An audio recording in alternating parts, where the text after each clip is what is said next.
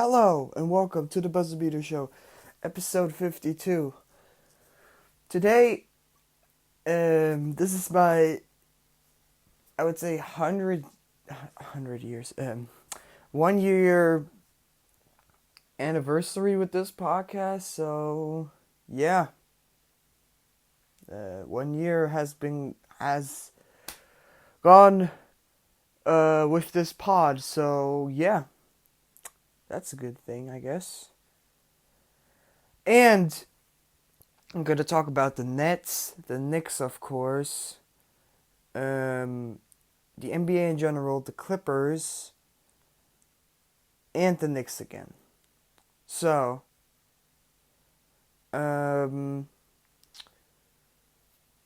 we all saw what Blake Griffin is doing right now with the Nets. So, first off, what the hell is happening right now? So first off, he's completely washed up in Detroit. Everybody was like, bro, this guy's done. He's washed up. He can't play anymore. He's too old. He lost his athleticism. He did too much athletic things, so his athleticism is gone. But now out here, he's grabbing lobs and dunking them. Not like he used to, but still. So I have to think to myself, if he was that bad in Detroit, and if he was so unathletic and so uninspired by the game that everybody was thinking like, nah, he's not gonna be good on another team. How is he that good on another team? Like, Blake is... This is like a classical Vince Carter move. No disrespect to VC, but still, what he did in his last thing with the Raptors where he wanted to get traded, and he just did some, oh yeah, I'm not gonna play as usual. Like, he had like really low numbers for his prime, and then when he got to the Nets, where he wanted to get traded to, he completely transformed to his old self and went to a completely superstar with the Nets. Although it really didn't translate to playoff assists or any championships, but still, it's like he dipped his stats, or he basically he played extra bad, so he got traded. And I know Blake Griffin is a weird guy, but come on, bro, for real? That's also like some James Harden shit. This team is actually built out of snakes. I would not like to be in that team locker room. I know Harden has made some big, make some big character changes to fit on the team. But still, if it doesn't work, Kyrie's still gonna come and criticize the entire team, you know? I don't know, bro. I do not like this team. I do not like it. And now LaMarcus Aldridge is there? Like, what? What is... And all just because to stop LeBron. And the crazy part is, LeBron is 36. 36 years of age. So that basically means LeBron is 36. And they need LaMarcus Aldridge, they need Kyrie, they need Katie, they need Harden, they need Blake to stop him? Okay, if anybody says that Jordan had tougher teams, shut up. Just shut up. I don't want to start to compare anything, but if somebody is starting to compare something about LeBron not having the same challenges as Jordan, or even harder challenges than Jordan, then I don't know what's wrong with you, because Jordan never had to play the Warriors or even now the Nets as these super teams. I mean, yeah, he had tough teams. Yeah, it was a tough era with handshaking. I don't care. Jordan would have never beaten those teams. LeBron didn't even beat the Warriors with KD on it. I don't even know if he's going to beat them now. But the thing is, KD is older now. He's more injured. He's 30 now. I mean, the only thing we can hope for is that LeBron and AD's chemistry can go over the Nets' problems with all of those egos on the team, you know?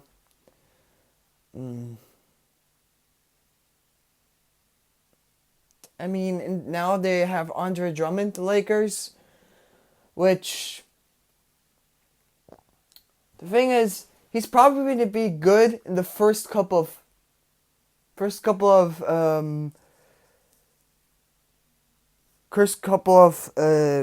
weeks or days when AD and LeBron are still not there, because he values of not so good teams, and the Lakers are right now not that great of a team because LeBron and AD are not on it. So he values off not good teams because he brings out amazing stats, but his team suffers from it. You saw it in Detroit. You saw it with the Cavaliers. I mean, he had great numbers, but did it translate to playoff success? No. He went 2 times to the playoffs. He got crushed every time in the first round. Never won a playoff game.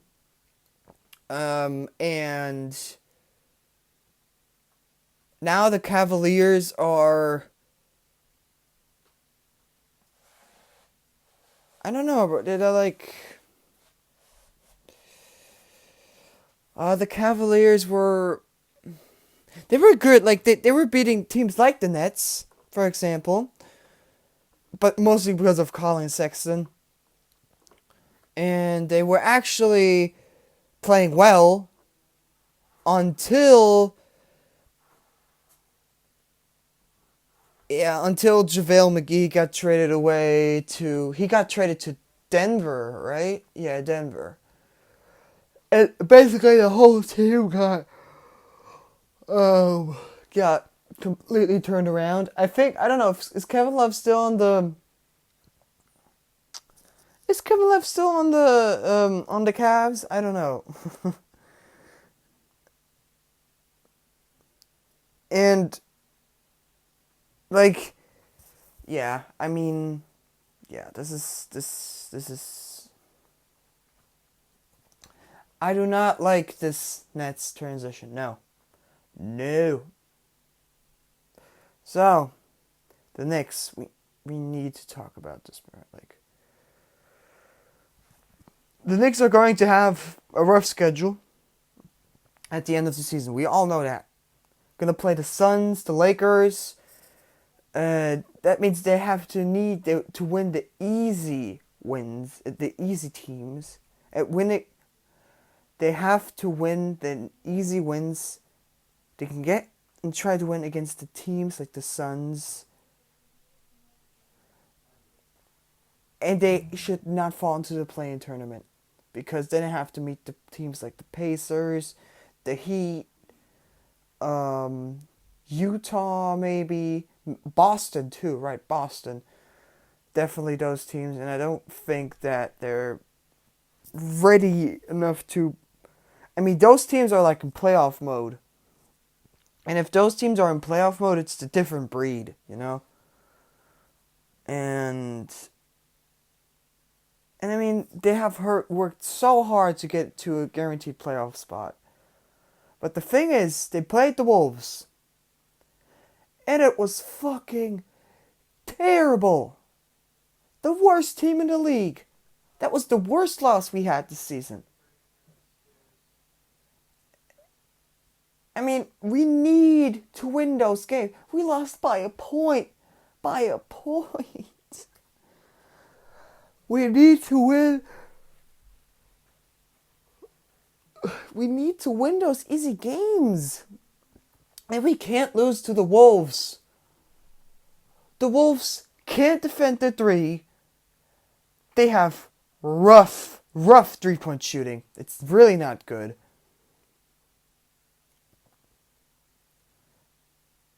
It's just...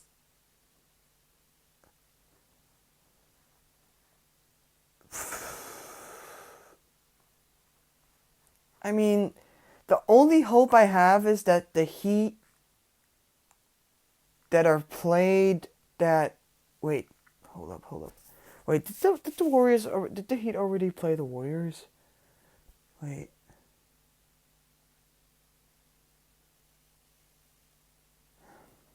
Yeah, so whatever. The Heat won against the Warriors. I hope that the Warriors would win because,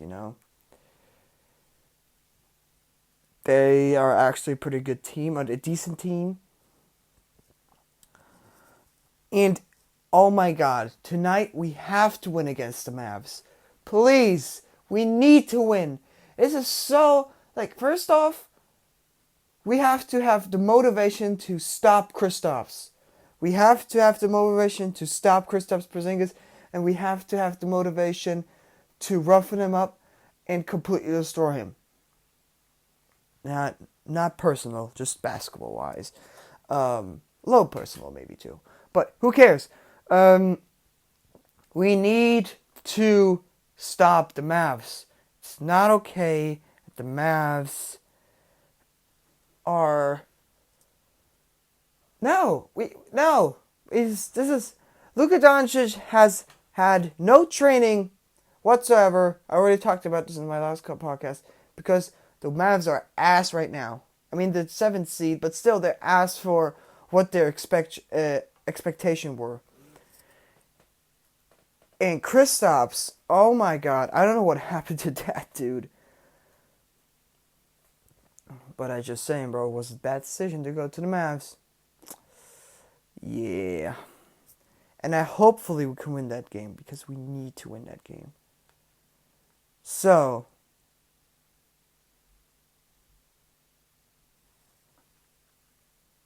Yeah, okay.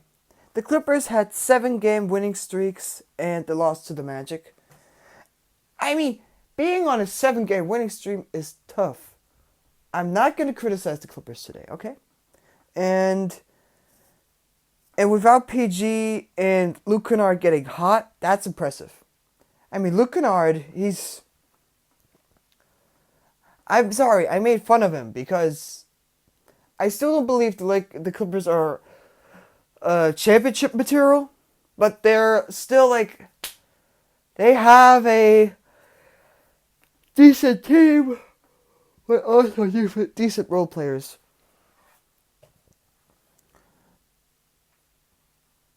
I mean, Kawhi losing the ball, that's rough. In the last minutes, that's pretty rough against, yeah. But I think I'm over exaggerating again because PG's not on the floor, or maybe they're even better without PG. I don't want to get to any conclusions. I just want to say the Clippers are doing a fairly good job right now, and I respect them for that. That's the only thing I'm gonna say now. So. The NBA. So, the thing is, we all remember the bubble, right? Greatly managed. Greatly done. That was a really good idea to hold a basketball season or the playoffs in a specific formula. To give the players all the freedom they want, although they have to stay in the hotel and stuff, but... wearing those jerseys with the with names on the back. But the thing is, they need to do a better job of caring about not just caring about the money, but also about the health of their players. Like, for example, LeBron is going through his 18th season and only had 3 months, a 3-month period of break, a break of 3 months after the bubble. And AD got injured, and now he had to carry T by himself. And of course he gets injured by that. I mean, there were so many times in his career where he felt like, oh shit, this dude is done. But no, he got up again. But the thing is, he's 36 now. I'm not saying he's super duper old or something. He's just saying if you get older, you get more exposed to injury. But this was just rough for him. And high ankle sprain, I had that once too in basketball. That's painful. It's like, it feels like you broke your leg or it's dislocated. And every time, and if you start to play again, it feels like your foot could snap at any point because you haven't moved it a lot. And just even during the injury, you have to, It's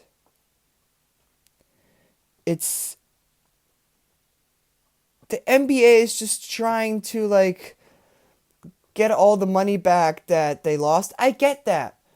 But the thing is, this is a player-driven league. It's not like the NFL where the owners make the decision. This is a player-driven league. It has changed in the last 20 years that the players make the decisions. And even the LeBron said himself he didn't want to play for the All-Star game. He was like, there are other things to care about, and I'm not going to expose myself to different players from different teams, from different cities that could have COVID.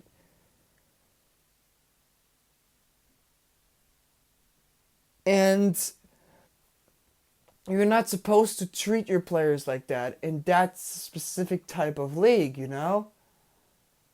I just don't.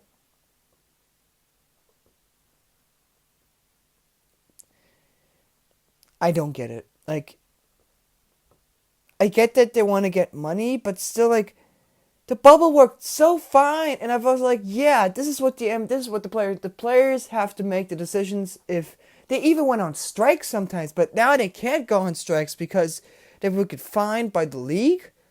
I mean, is this the 1960s? Like, come on. Like, the players need to have some sort of rest. 3 months, that's not enough. And for different, and like other teams, they had like a break of, I don't know, like 3/4 of a year? That's a lot of days. And I don't know if